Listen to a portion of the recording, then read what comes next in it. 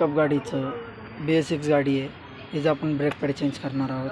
ते कसं बघा, 5 नट तुम्हाला लूज करायचे, जॅक चढवायचे, तुम्हाला असे नट काढायचे बाहेर सगळे.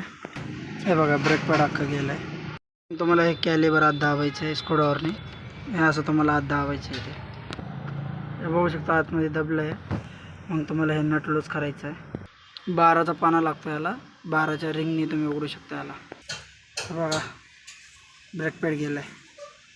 आता आपण या जागेवर नवीन ब्रेक पॅड टाकणार आहोत TVSची. पलीकडचं पण तुम्हाला असंच खोलायचं आहे. आता आपण हे पिकअप गाडीमध्ये बसवणार आहोत. परत हे असं बसवायचं. मग तुम्हाला कॅलिबर खाली घ्यायचं आहे. कॅलिबरचं नट लावून घ्यायचं आहे तुम्हाला. तर झाल्यानंतर मग तुम्हाला टायर बसवायचं आहे. जॅक खाली घ्यायचा.